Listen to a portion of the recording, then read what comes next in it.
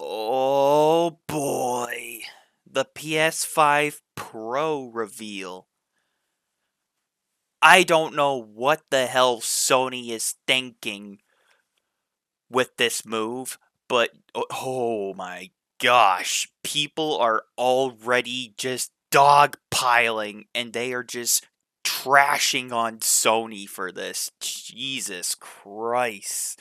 The PS5 Pro has just been announced, and the way that Sony is handling it is just in the most piss poor way possible. Now, you might be wondering to yourself, well, Nightwing, why are people already so mad at the PS5 Pro? Why are people so mad at Sony all of a sudden? So, the PS5 Pro, it's supposed to be like an upgrade of the PS5. Usually, we don't get like a Pro console until like we're halfway through like the base console's life cycle. You know, like with the Nintendo Switch, we have like the Nintendo Switch Lite and then the Switch OLED, for example. So now that the PS5 has basically been out in the wild for quite some time now, Sony decided to release the PS5 Pro, and the way that Sony was advertising this and the way that they're handling this is just disrespectful to the consumer, and I'll explain why in a second. When the PS5 Pro got announced, people were already criticizing Sony and they're calling out Sony for basically price gouging because the PS5 Pro is like what, 700 fucking dollars? I'll talk about that later.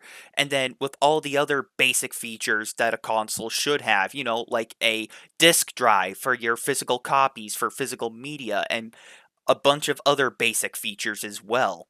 Now, personally, I'm not really interested in the PS5 Pro for a couple of reasons, and I'm pretty sure some of you folks can relate, if not agree as well. So, the first thing I want to talk about for the PS5 Pro, and this is an obvious one, is the price point. Why does the PS5 Pro cost 700 if not 800 fucking dollars? I know it's a lot different in other parts of the world too, because I mean in Europe you have like your pounds, and then in Japan you have like your yen and all that. Like, I'm not an expert when it comes to money, but it's very expensive. It's like what? I think 100,000 something yen in Japan, if not like 900 something, if not 1,000 something pounds in Europe. I could be wrong about that. Someone please correct me if I'm wrong about that in the comments section.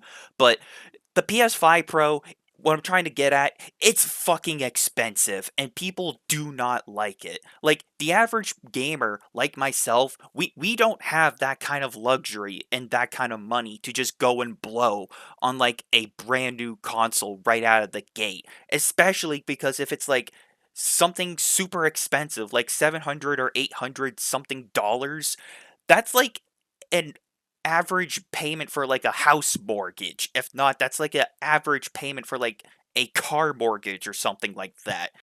But 700 and $800 at least here in the US for the PS5 Pro, that is just absolutely ridiculous. And there's no way this is even acceptable in my opinion. I'm sorry, but the $708 price tag for a console, that is absolutely greedy, selfish, and unacceptable. For God's sakes, the Nintendo Switch is like $300 and the OLED is like what, $350? That price tag is far more reasonable than a PS5 Pro. That's like 7 if not 800 fucking dollars. Like Jesus Christ. If you think the price tag's bad, wait until you hear about this. The disk drive, okay? So the PS5 Pro, it doesn't even come with a disk drive. You have to like pay for it separately. Oh yeah, just a bonus note, it doesn't come with a kickstand either. So you have to pay for the kickstand too separately, which is fucking stupid because I have a PS5 and I already have a little stand for it, and it came with the PS5. What I don't understand is why are you selling the kickstand separately for the PS5? It just doesn't make any sense because you already have a little stand for your base PS5. Why not just give it to your PS5 Pro? Like, come on now.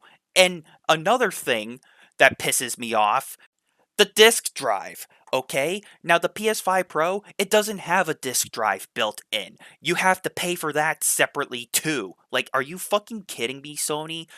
Like, I get it. You're an anti-consumer friendly company, but are you intentionally trying to like piss off your players and piss off your consumers? Like, seriously? Like, who in the right mind would want to pay for something like this? Like, seriously? I think that anybody with a brain can clearly see, like, yeah, this is just an anti consumer move made by Sony. Why would I want to pay for all of these separate things just to go with my PS5 Pro?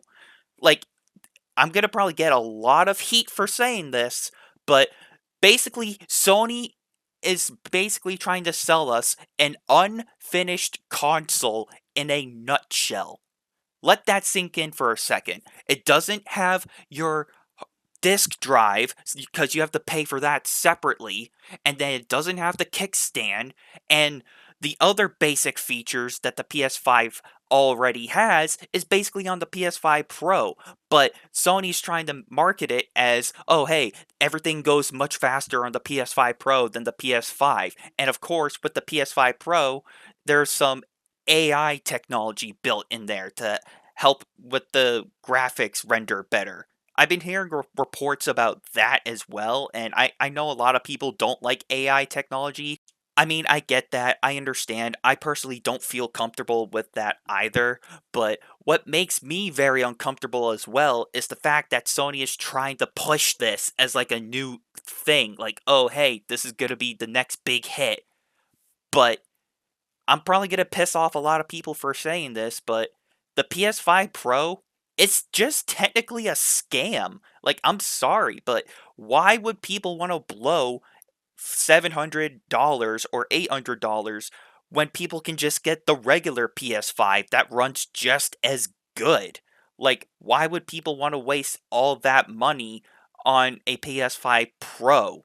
I mean, for goodness sakes, I mean, we're already living in a time where, at least here in the US, we're already living in a time where prices are already super damn high. Like, inflation is out of control, and the game industry is definitely taken advantage of price inflation for video games because video games used to be $60, but then they used inflation as an excuse to bump up games to $70 now, especially when it comes to video game consoles as well.